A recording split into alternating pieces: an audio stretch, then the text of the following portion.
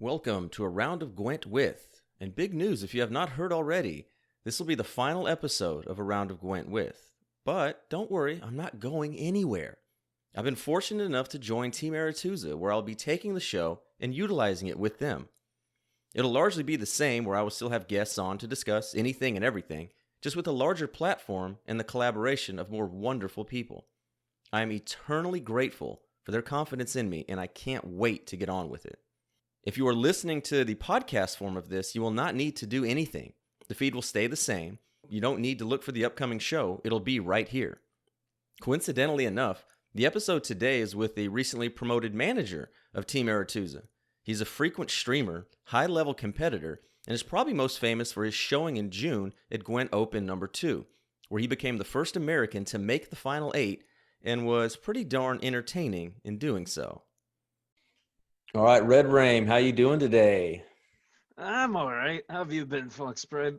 I've been all right. I am really tired because today was the first day of classes, and even though I remote teach, I've had to start getting up at 6 in the morning, and it's a little hard to get back into that when you've been going to bed at midnight, 1 o'clock.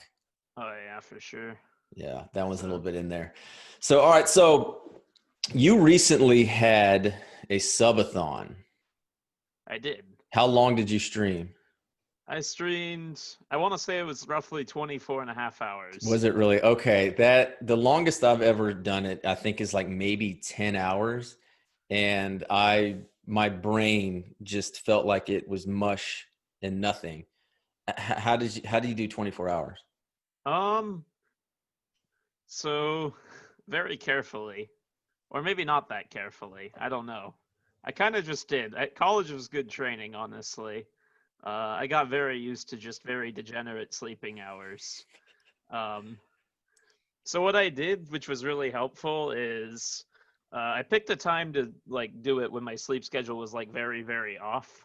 I woke up at maybe 4 in the afternoon, which is not a time I would recommend anyone wake up. Jeez.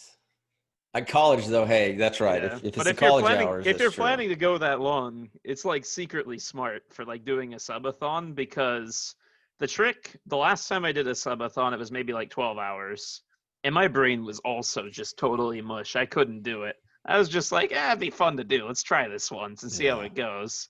And it was really successful at first, but people felt so bad for me that even literal Twitch chat, who will do literally anything to troll me at any possible opportunity. Especially your chat, yeah. Just they just stopped donating completely.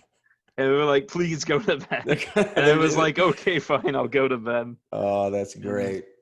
So with caffeine, do you do caffeine?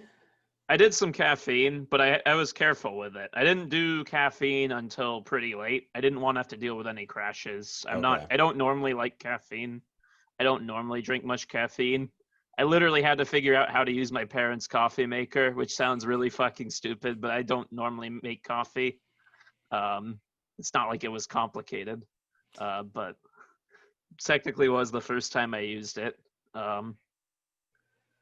So the sparkling water, does that help you?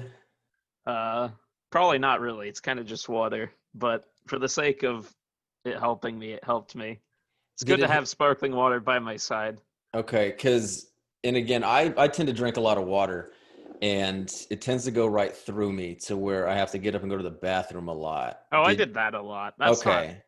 That's not cheating. Let's be real. No, of course not. You got needs. You gotta go. Yes, the bathroom is not an actual break. I took a solid 20-minute break to go cook a sandwich at some point because I was just so tired of eating pizza. Okay, so you have definitely graduated college if you're tired of eating pizza, right? Well, I wasn't tired of eating pizza. I meant that my folks had gotten a pizza that night. So that was what I was expected to eat for dinner. And then it was so convenient to eat that I ate it several times that night, because 24 hours is a long time. Okay, so did you go 5 p.m. to 5 p.m. or? Yeah, I went 5 p.m. to 5 p.m. And Okay. The trick there is, probably peak zombie Redrame was right before the sun came out. And after that, it was surprisingly doable. Because once I hit the sun, I told myself, okay, I'm not going to drink any caffeine until I hit the sun. I had two strong cups of coffee. I And then the sun was also furthermore out, which just, you know, biologically helps you stay awake.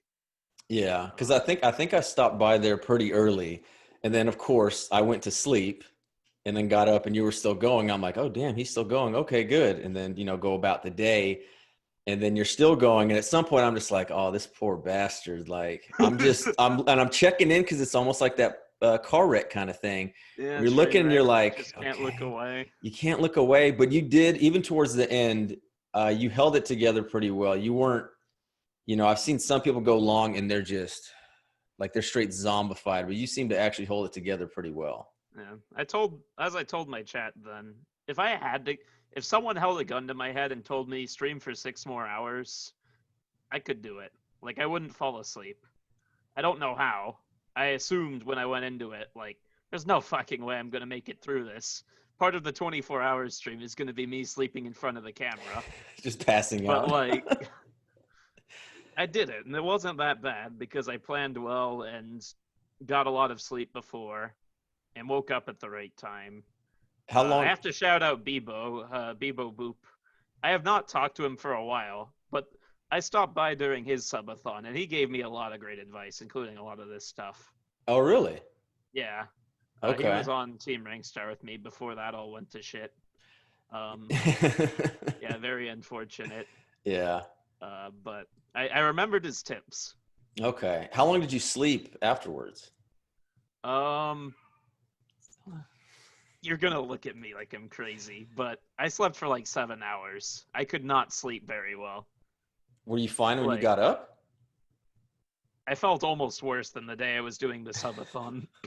I wanted to sleep longer, don't get me wrong. Oh my God. But like, there's this weird thing when I stay up for like way too long at once, depending on when I go to bed. I'll either wake up at some ungodly time in the middle of the night, or I'll wake up at like noon the next day. And it's like a maybe like 1 to 2 hour window that decides which. Jeez. I can never properly wake up in the morning, like no matter when I go to bed. Um, so, When you and took, yes, I unfortunately speak from experience. I've had a yeah. lot of these from So when uni. you took classes in college, did you take morning classes or did you just do afternoon?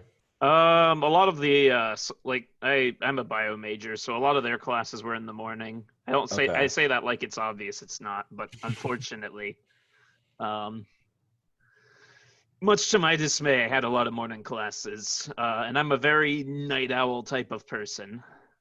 See, that's how I was. I got to the point my first year as a freshman because I didn't know any better. I took a 7 a.m. Spanish class. And I only missed that one time. I only ever slept one time. And then as I got to my sophomore year, I'm like, oh yeah, this is college. We can choose our courses. And I wasn't taking any class before 1 p.m. because I'm the same as you. I work nights. I work till like 10 o'clock at night. And then Mm. it would just be, at this time it was Counter-Strike 1.5 and the original Call of Duty, like that first one. So that's giving you kind of a year as to when that was. But I was the same way where the morning, no. And I actually overslept for that 1 p.m. class one time. And that's when I knew that might be an issue was if you're sleeping Mm. past 1 Yeah. p.m., you might have a little bit of problems there. So you said, what would you say your major was? I'm a biology major, technically. What do you mean I'm technically? I mean, technically, as in I mean, technically, as in I am. Like, I'm not like not a biology major, but I'm not sure that that's actually where I want to be working. Okay, you graduated, right? Yes, just Oh, this summer. okay. What a great job market for you to enter. Yeah. The COVID enter. Okay. I entered the job Yeah, market. I graduated in 2007. And so that means I entered the job market right at before. the recession. Now, fortunately, I Yeah. was, again, teaching, coaching high school. So I was able to get in there. But it was that same boat where all my friends graduated and they get right in there. And it's just like, oh, are you glad you had, several $10,000, $20,000, $30,000 in debt right into a market? It's just like, well, sucks. So have you tried looking for something that position or are you just kind of, Not really, honestly. Like streaming, I'm not gonna claim streaming like makes me enough money to like be considered a legitimate job right now. But I partly consider it an investment. I have a comfortable living environment. It's not really realistic for me to want to move right now, with all of the COVID stuff and like with jobs being so limited. Um, that I almost see it as an opportunity to just stay at home, do what I love doing, interact with the people that I love interacting with, and sort of just gives me a nice sort of window of time to see how all of that pans out. Yeah. I've applied to a couple of jobs, but they have been very specific. One of them was actually a CDPR job.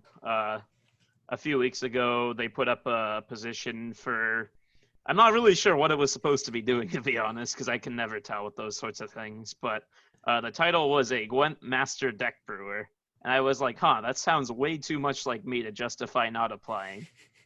Um, but of course, they're in Poland and I'm in the US, and there are tons. I assume what the reason why they didn't really get back to me was because there are just tons of logistical problems with that. I didn't really have super high hopes. Maybe one of them secretly hates me, but I would hope not. You haven't heard back anything from it or what it was about or anything? I got the very generic, like, sorry, we Oh. moved on with the other applicant, Oh, which to okay. me is like basically not hearing anything back because they didn't tell me why. Yeah, And I that's tried to ask yeah. them why, and like nothing.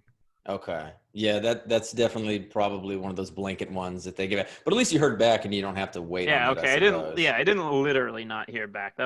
That would be worse. I apologize. No, that's good. Yeah. So which open did you participate in? The second The one second of the one? second season, I guess. Okay. But realistically, the second one. Who cares about forever ago? Oh, true. Yeah. If it's before 2020, what the hell does it even matter? Yeah. So yeah, this whole year's been a decade basically. All right. So the big thing about that was what you brought to the table in that aspect. And I made a tweet about it, and a lot of people said it, that you brought an energy to it that nobody has ever seen. And to me, the biggest compliment I can give you and give anybody out there about it was Lindsay, my fiance, who's the woman who's always streaming with me. Mm-hmm. She actually the next day when I said who you are, showed some of it. And I'm like, oh, he's a good Texas boy too, because she's born in Texas. I'm pretty much Texan. I've lived here long enough. The next morning, she was like, oh yeah, put it on so we can watch him play. And I'm like, oh my god, she actually wants to watch like Gwent. And sure enough, like we turned it on, and she didn't know what it's about. And I'm like, oh no, he plays like in the next match after that. And I'm like, I'll get you when it's on. And then we watched it, and man, it was an absolute blast. And that's not a knock on anybody else. It's competitive. Again, from my competitive background, you have some people who are very boisterous, who are very outspoken, and you have others who are very stoic. But to see you like legit having fun and writing stuff down and holding it to the camera was something that is sorely needed. And again, this is not a knock on anybody, but as soon as you got eliminated, I was like, well, it's just kind of not there in that aspect. Mm-hmm. So I know you heard all of that from there. What was the experience of that? I mean, the experience. I wasn't. I was mostly just trying to put on the show and have fun. And, as someone who's a streamer, as someone who's had a lot of fun at a lot of the live events, uh, I had always kind of wished when I had attempted to watch a Gwent Open, and I say attempted to watch a Gwent Open because I had never been able to properly force myself to sit through one, even as like one of the most relevant competitive players. Yeah. Like, I probably should be watching them, but I just can't. I can't force myself to do it. I have No, I tons of feel you. respect for the guys, Yeah. but like I can't. It's just too much. Um Understandable. and so I was like, I really feel like this is my chance. Like I could be stoic. I could just be serious. And then maybe some people who knew me would be happy for me if I won, but I really viewed it as like at the end of the day, it's just a competition, but this is my chance to really make it something else, and to really make this something that people want to watch. That'll affect so many more people than if I win. It affects me, one person, and maybe a few people that follow me closely, or work with me or things like that. Um, so I feel like that was mostly what it was to me. It was also a way for me to manage the stress. I know I probably didn't come off as nervous, given that I was willing to make something out of the competition, but that definitely wasn't the case. I was straight up just like terrified the whole time. Uh, it's it's a lot of money. It's a lot of pressure. It's a lot of people that like watching you that normally just would never watch you. I All right. apologize if you. I don't know where you left off before the headphones fell off, My but cat, yeah, my cat ah, is my cat is over here pawing at me, and I damn, went to try to get her, and I threw my headphones off. So that's my apologies there. that's all good. Okay. So to hit on what you talked about with like the tournament aspect, and again, like you said, respect for all the casters. I think they're all great. I think everybody's, doing the best that they can, and it's not a knock on that. I agree with you though on like watching the tournaments can at times just be a chore. Is there something you've had in mind or something you would do to kind of shake it up or make it somewhat a little bit more inviting? I mean, it's a challenge because the reality is just that the players are not incentivized to do what I did. Like I was a little bit incentivized to do it because one, I care. I really, I'm very invested in the Gwent scene. I really want to see it grow. I really want to see people enjoy their times. Um, and more importantly, I mean, I'm also a streamer. So in that sense, I'm not strictly a competitor. So there's sort of two different outlets to it. And the competitor in me obviously wanted to win, and I obviously tried to win. But the streamer in me also wanted to put on a good show. So it's kind of difficult to incentivize a good show, which seems to be what most people want, when the reality, like, of the people being there is that they're there to win. Um, and I feel like that's something. It's like just following a lot of other esports. I feel like the biggest thing is that the highest profile events are always, oh, people just want to see the best of the best duking it out back and forth every single time. Um, and another game that I follow closely and I've even been streaming some more recently is chess. And recently there's been this like huge revival of chess just because there's been a big effort for people, like some people have brought in like celebrities from other games like Fortnite or just whatever nonsense, basically. Just people that are really liked on Twitch. Um, and they're just teaching them chess and they're duking it out with each other. And instead of it being like, oh, look at, instead of it being just like a contest between like two very skilled players that ultimately comes down to, who's feeling it that day. Um, you actually get to see personalities duking it out, and there's a lot more of a backstory to it, and it looks like they're having a lot of fun. And like you also get to sort of learn the game along with them. And so I would say that I was sort of inspired by that experience. And I would like to see more stuff like that, although that's difficult to apply to Gwent because I'm not saying necessarily bring in like all the Hearthstone professionals. I'm Oh sure yeah, the Gwent that'll go community over would well. love that. I'm sure Reddit will appreciate that, and they'll never hear the end of. Oh, Yeah, yeah, yeah. you just suggested the most like nuclear weapon attack of what would happen. So, Yeah, for sure. jeez. But Uh, with the recent announcement of the tournament mode, I'm hoping what you mentioned there can come about, where it can be easily set up Absolutely. these tournaments, and you can pull people in, and not only people from outside, but like you said, and this got brought up and I'm drawing a blank who told me it. So if you hear this and you brought it up to me, my apologies. They brought up like right now, if you could have the Speed Gwent tournament and how something like that would be cool. Like it's, I can't remember what it's called. Whatever the seasonal is called now. Whatever. I'm drawing a Some eight blank. second Yeah, yeah, nonsense. yeah. see, that's the thing. You're a serious good player. You're like, oh, a pox on that. Well, to me, it's like, oh, good. This is like nonsense Gwent. This is me being just having a heart attack playing. So yeah, I normally mean, I don't like to sorry. go ahead. Go I ahead. wouldn't call it nonsense if it was implemented as a mode and not as a seasonal that is kind of just built on whether your deck can play its animations or not. Oh yeah. Like, I really enjoy fast time controls for the other games that I play. I would totally try it for Gwent if it felt like it worked, but it doesn't feel like it works. It No, feels and like you're just optimizing for animations. yeah, and the only other card game I've really played was the World War II card game called Cards. Oh, I've tried that. Yeah, and I enjoyed it. I actually have not played it since Master Mirror came out because I've actually enjoyed Gwent so much.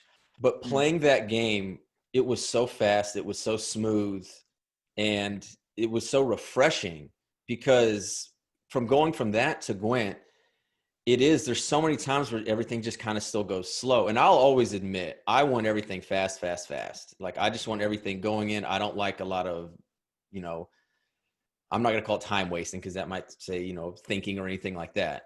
But I like everything kind of streamlined and smooth. And playing that was really hard to come back to Gwent.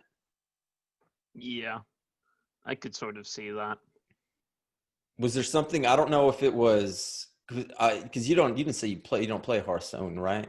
Once upon a time I did. Okay. Um, Before Gwent. I have sort of a weird history. That I played Hearthstone like a long ass time ago, and then I played this really weird alpha game that was called Prismata, which was I'm not even gonna bother trying to explain it. It's a mess. And then at some point I picked up Gwent in addition to it, and then eventually the other game kind of died. Did you So here I am. did you take a break from Gwent? Maybe from Yes, I okay. did.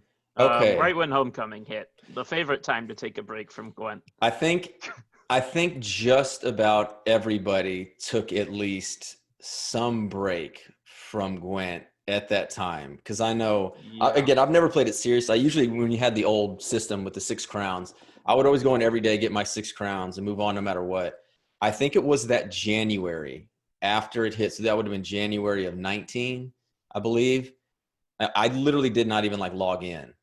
And so that Mm. was something too that was just amazing. But again, a very, very different game. I know I'm pretty sure the game director, Jason Slamma, didn't he take over right at Homecoming? I believe that's correct. Okay, I'm so not entirely sure, honestly. yeah, I think it was somewhere around there that happened. So again, that's a little bit more understandable. But with chess, because I have noticed you streaming that a little bit more, do you have like a background in that from playing as a kid, or is that something more recent you've picked up? Half and half, I'd say. I technically had a background in it. Like, I was considered pretty good as a kid, and I Mm-hmm. liked playing tournaments, and it was fun. But at some point, I dropped it. Um, and then I just kind of from there, it was kind of just a game I came into every now and then, and it was like, yeah, might be fun to play a little bit, but it would quickly get boring again because it's just, It's frankly, it's the same game. It's a skill, and unless you're like really good at that skill and like really sort of, you have to get pretty damn good at chess before it becomes fun, in my opinion. Or at least like fun on a competitive level. Obviously, you can enjoy it casually if you have someone good to play with. But because of that, it's sort of something I never really picked up again until I started streaming, and I was like, oh yeah, this is something I used to do a lot, and it's also something that a lot of people have been enjoying lately, and it might be fun to give it a go. Yeah, it seems to Um, me a game especially that you need someone about your skill level. If someone's too much better than you, then they'll pretty much always beat you. If they're a lot worse than you, then it'll just be, mm, stomping someone in there. So it would make yeah, sense to get somebody yeah. at your skill level. It takes a long time to catch up to. If there's like someone you really wanted to play with, and your goal was just sort of like get there by like playing against them, you're totally going to get frustrated like well before you actually start catching up to them. Yeah. Chess was something I don't know. I guess I never really got into it from the aspect of once I learned as a kid there were moves and like plays, if you will. As soon as I realized that, I was like, oh, that might be too much. And then I played some people that knew what they were doing. I got beaten like 4 or 5 moves, and then I Mm, was just done with it. yeah. But I guess that's just chess. If they beat you in 4 or 5 moves, they probably didn't know what they were doing. They probably thought they knew what they were doing, and then scholars mated you. What does that mean? There's like a really cheesy 4 move checkmate that doesn't Oh, actually is make it? any sense in terms of opening principles that a lot of people play. Oh, okay. Okay. So it's one of those where they beat complete absolute scrubs like me. Pretty much. Ah, to, okay. to avoid sugarcoating it. Ah, yeah, oh, shit. Like I said, I was in junior high or something. Okay, Yeah. that's true. I don't think I still talk with that person, so I won't be able to ask him. All Mm. right, so right here we're gonna take it up a notch here. What is the meaning of life? Shit. We're back to the question there. Oh I yeah. already forgot what I said. Not that that would I make just for what an is it? interesting podcast anyway. There's no right or wrong I answer. What is mean, it? Everybody has a thought on it. yeah, I Why are you mean, here? What are you doing? I do sort of vaguely remember what I said, and I agree with it. So, I mean, to me, I don't think there is a meaning to life. I think it's much more about um, finding your own meaning to life. I think a lot of people hear this phrase, "There's no meaning to life," and just sort of think, "Oh shit, nihilism. Get me the fuck out of there." And for a while, I've definitely struggled with that boat. There were definitely times in my life where I did sort of become nihilistic, and was not good for my mental health. Led to a lot of depression. I've struggled with that for a while, but I've finally started to be doing a little bit better um, on that front. Um, just by like finding more things that I care about, and frankly, just building my life around that rather than trying to be told what meaning there is to my life that just feels kind of fake. And I feel like that's been very helpful for me. So I sort of view life as a sandbox, I suppose, just in terms of like, we're here, we don't really know why. Maybe there's theoretically some higher purpose to it. But until then, may as well play around with it and do what you enjoy doing. Yeah, I mean, it's good again at your age to have figured that out because it took me a little bit longer to realize that. And I think some people will never fully realize it. There's a quote, there's a quote by St. Francis of Assisi that is, the one you are looking for is the one who is looking. And to what I get out of that is almost, you can take a lot of things out of that. And to me, that tells me that in a way, what you're looking for is already there and you just need to find it. And it's also saying that what you're looking for isn't necessarily there at all. And it's whatever you make of it. And it's kind of what you hit on there, where Mm. there isn't a set thing in there. I think to have a set meaning of life, it's generally goes back to like a religion or something like that, where there's a Mm-hmm. dogmatic thinking and Yeah, there's a yeah, yeah. final end thing in there. And I do think that's something that a lot of people really need to understand, especially younger people, like you said, because every generation in every decade to 15 years or 20 years, the way kids are raised is exponentially different than the one before. And I look at even people that are within my age group, and technically an older millennial. And so you have like millennials in your late 20s, but I Mm. was 16 years old when I got broadband internet. So I was reading newspapers using dial-up internet. I'd have to wait 2 days to get box scores from a late night, baseball game on Monday. And just about all that. And now kids are growing up with every single thing at their fingertips, good and bad. I mean, I look at something like YouTube, and to me, it's the greatest thing, and then it is the absolute worst thing. And so to figure that out, I don't know. I don't know. I'm just really glad I'm not a kid growing up now, because I think I'd be even more messed up than what I was at my age. Mm. Yeah. I yeah. I don't know what else to say to that. So with that saying, or as far as like finding of what it is so what you're saying basically is it's intrinsic, it's what you make of it. I would say primarily, yeah. Okay. So what aspect do you think, because again, you're right, it can kind of delve into a nihilism there. And so Hmm. to what think would you say as to somebody, because you said you've gotten better, you're getting better with depression and all of Yeah, that. absolutely. And I mean, that's fantastic. That is something, that I really can't understand. I can try to understand it. There's times when I get down, but to actually like look into people who are clinically depressed and who have it, like to me, that's something that's scary and is the closest thing to me is like a monster or like a demon, Hmm. because a lot of times it just cannot be controlled. And so what would you say, or, specifically, if you haven't, again, if it's too personal, don't get into it, to help maybe someone out there who's struggling with it as well? Fuck, that's hard.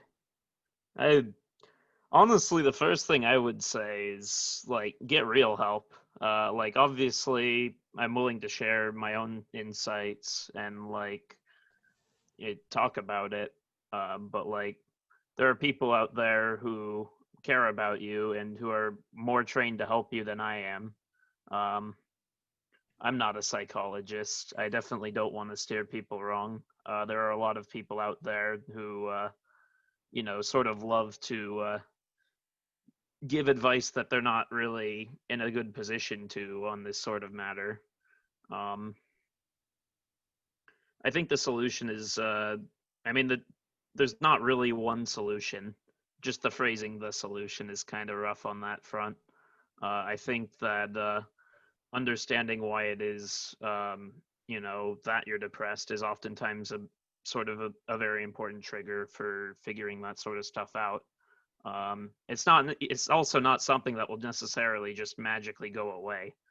I wouldn't say that I'm like I avoid using the phrase like I'm not depressed now because a lot of times I just have sort of like something really bad will hit me and I'll just look at it a different way than if something bad something really bad happened to someone who maybe wasn't struggling with that sort of thing. Um, but in general, for me, I improvements to quality of life just went a big way. Just interacting with more people, finding good people that I really cared about. For me, was obviously my whole Twitch project and all of that, and just my work in the Gwent scene. I found my purpose is kind of what it was. I felt like just sort of going to school like most of my life. It just kind of wasn't there. Kind of felt like you had I to. It felt like I knew, yeah, it kind of felt like I had to, but it's not necessarily as simple as oh, I had to. Like Yeah. it's not like it's became my life, but it felt like it was involved enough. And like the biggest problem for me in particular with school was that I was pretty good at it. Because it felt like that sort of that made it my purpose. If I was just like a shit student or even an okay student, like I would have been like, whatever, fuck this, Yeah. do whatever else, those like do whatever else normal people do, frankly. But because I had some sort of talent, and I even at one point was put into I hate the phrase, but a gifted school.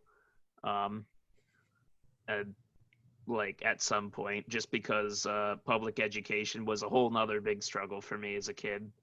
Um, like because of that, I sort of felt like it just felt like that purpose was slapped right onto me. And then the moment I like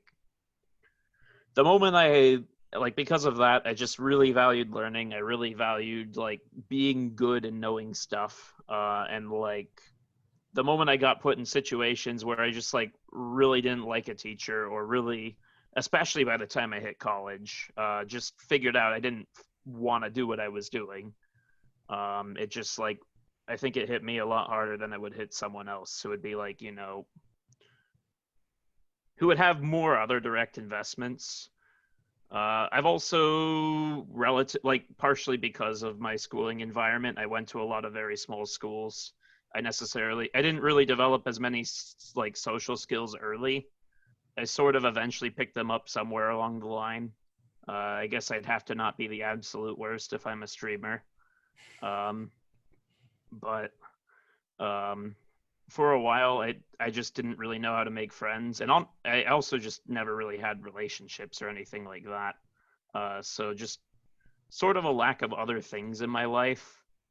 Sort of just confined myself to that one purpose, and then whenever anything would challenge that, I was just kind of like fuck.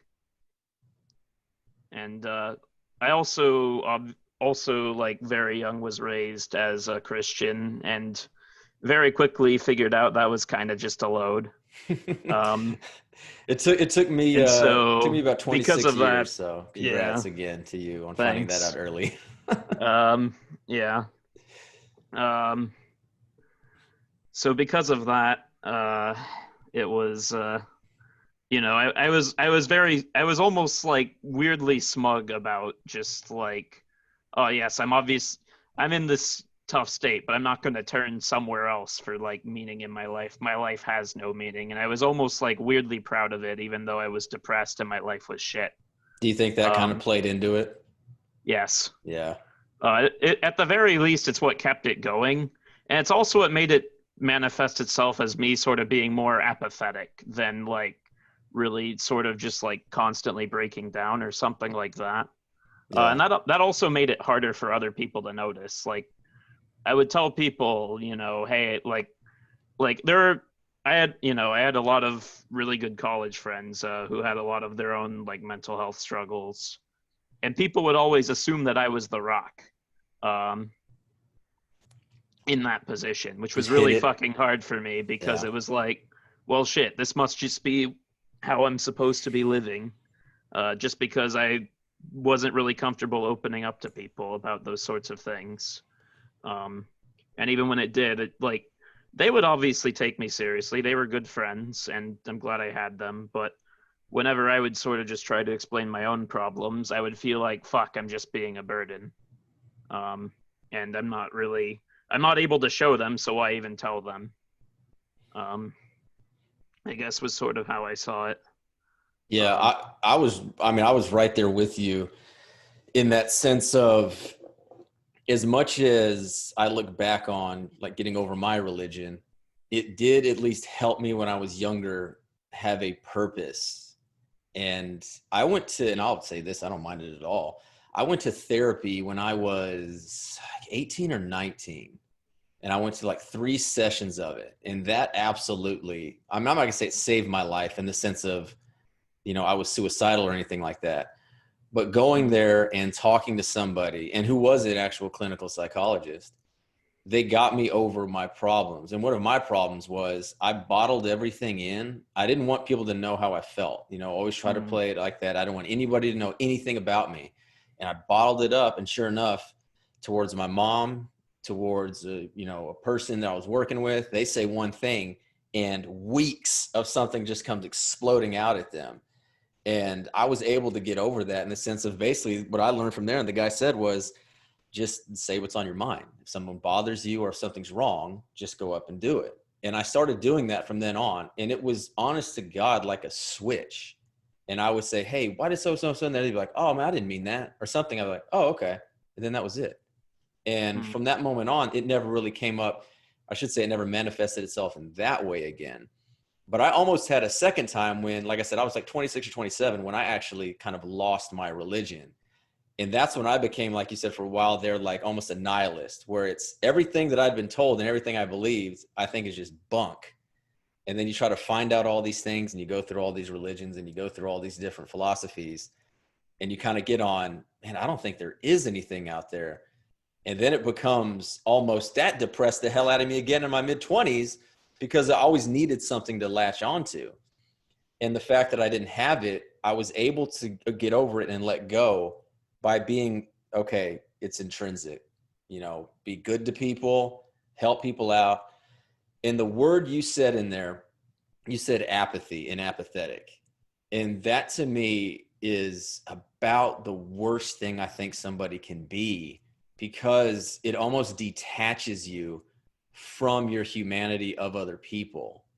mm. And so like the fact that you recognize that and got over it is great. And I do think that's something that I wish a lot of people would look into, that if they don't Yeah. care about something, what is that reason? And I don't, Frankly, I was lucky. I never really did get professional help. I did like a long time ago, and it was very helpful then, but I didn't follow it up properly. Um, and I mean, that's why I'm saying it. Um, but yeah, no, that's cheers to that. And again, it always goes back to, the biggest one that's happened recently is Robin Williams, who had all mm, that, and then just kills himself out of the blue. And I don't know, just something like that to me is it's just scary and sad. But All right, we're gonna one more thing in here, and we're gonna bring it up a notch here in that aspect. And Oh damn! it's a It's simple. going up No, no, another no, no, no, no, notch. no. Oh no no! No. It's a simple one. What's your All right. favorite? What's your favorite movie? Shit, that might just be even harder. um, I What's don't. I my favorite pick in recent-ish memory would probably be The Dark Knight. okay? It's tough for me to pick a favorite movie just because there are so many movies that are so hard to compare in terms of what they offer. I'm not a super big movie watcher. I generally watch movies for entertainment. Definitely wouldn't consider myself to be like a film critic or anything like that. Okay. Um, I don't know. I like action and I love a good villain. That's about all I can say about it. Well, that explains The Dark Knight then. Yeah, Okay. So, what have you seen? No Country for Old Men. I have not. Okay, that came out this. No, that came out the year before. I think No Country for Old Men was '07, and I think The Dark Knight was '08.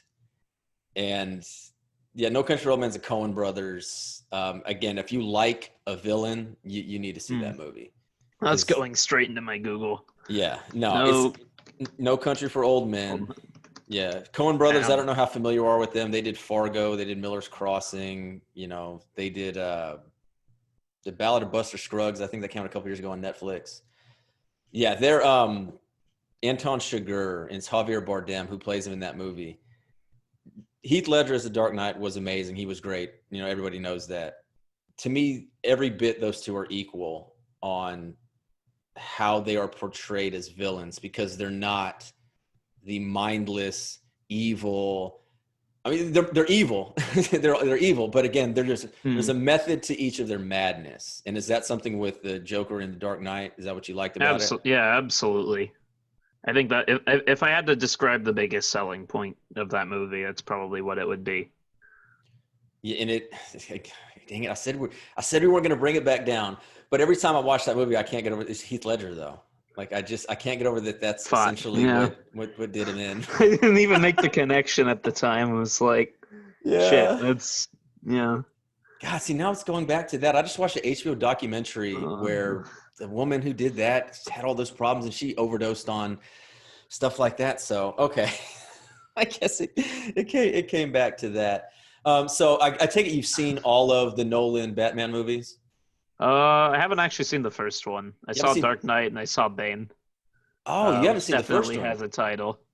Okay, it's Dark Knight Rises. Yeah, Dark Knight Rises. Okay, good. Because I actually wanted to ask you about that one anyway. What'd you think of that one? Because generally that is seen as lesser and almost the worst of the three. But did you like it? I liked it. I don't know. I wouldn't. I liked Dark Knight like more, but I don't know. I enjoyed it. I'm not really sure how to defend that I enjoyed it. I really liked Bane. I don't know. I guess obviously for very different reasons than the Joker. I think anyone going into that movie expecting, Heath Ledger, I could sort of see why maybe they would leave a little bit disappointed just in terms of Bane maybe being. I wouldn't even necessarily call Bane a more straightforward villain. Like he feels like he has character to him in that movie. Also some damn good voice line. Also just some really damn good lines. Yeah, but I think you hit on that correct. That people couldn't get over that it's not the Dark Knight, it's not Heath Ledger, it's something different, and they just went into it with, oh, this isn't going to be as good. Well, okay, but you can still enjoy it. Yeah, I watched it like not really knowing what I would get or caring. I think well after enough that I watched The Dark Knight, and I thought it was good. I don't know. Yeah, it's fine. It gets a bad rap in that sense. But hey, man, I appreciate all the time you took today. I know you're busy, got a lot of that stuff going on. You recently just got a new title with your team. What exactly was that? It's all kind of a mess right now Well. because the whole reason why a whole bunch of people are being promoted is because of DeMarcus getting offered a really cool new exciting job. I'm obviously very happy for him. And it sounds like he's very excited about it as well. But it's going to require him to be a whole lot busier. He was a grad student for a while, so very big change of pace for him. Not going to be able to manage the team anymore. But right now, there's still like a little bit of a transition period where like he's sort of showing us the ropes and also likes to have his hands on stuff. And Damo's an amazing guy. I love Damo so much. I'm very sad we're losing him. Like more so than I am happy to have the job. Though at least it is cool to really be in a position where I can sort of try to give back and also just help people and that sort of stuff. What all will you be doing in your role? What all does it entail? To some extent, we're playing off of each other. We're all quote unquote managers. We talk to each other about pretty much everything. So between the four of us, we sum up to one Damo, I guess. But I mean, to some extent, we're sort of trying to like segregate ourselves a little bit, just so that it's not like completely just like, okay, it's now just one of those sort of stereotypical like councils of just like the hooded figures that like vote on or some nonsense. I don't even know how to describe it. We don't want it to be like that. So generally speaking, we're doing what we're good at. So for me, a lot of the competitive stuff, as well as like recruitments for competitively oriented people, I'm involved with. Event planning regarding anything that those players would participate in. I don't know. I also have just been doing a lot of other random stuff, honestly, and it's been a fun challenge so far. I honestly don't entirely grasp what has been thrown at me, but so far I think it's been going well-ish. Learning on the job. That's what It's it's been all fun. about. And I'm very happy that I have the team with me that I do. Frankly, I would not make a good demo if I had to just like be the leader. If I had to just be boss man demo, it would go to shit pretty fast. But yeah, there was a lot of thought process on like who should get those roles. Like TA had like the public forum for like a vote, which wasn't an end all be all, but like combined with like demo like asked us for goals and things like that. He basically, he didn't entirely pick us just in terms of raw merit. He partially picked a team that he thought would work well together, and he did a really good job of it. I'm working with Apero, Gulo, and Phoenix. They're all very chill, but also very diligent, and cover sort of the different aspects of the team pretty well. Yeah, I mean, so far so good. I've been doing this for a little bit longer than the announcement, but not much. So frankly, I don't really know what to say super specifically. I'm sure it'll come, but So Gulo, his episode, I did one of these episodes with him, and his will be out by the time this one comes out. So I've got half the council down. And I actually did in the Witcher story that I wrote and we voiced over, Apero did the actual one of the lead voices. So cool. I've collaborated with 3/4 of the new board in there. So good. I'm glad I'm in good with y'all. Yeah. All right. So again, congratulations to you and everybody else in there. That's exciting. I can't wait to see what y'all get to do. Last thing here is leave us with some words of advice, words of wisdom. It can be anything you want. It can be serious. It cannot be serious. It's up to you. I'm trying to stall for as much time as here to give you a little bit more extra time to think about it. But what have you got? I think I've got it. Given that I probably am soon going to have to depart with it on the Aretuza website. I am a Stegosaurus.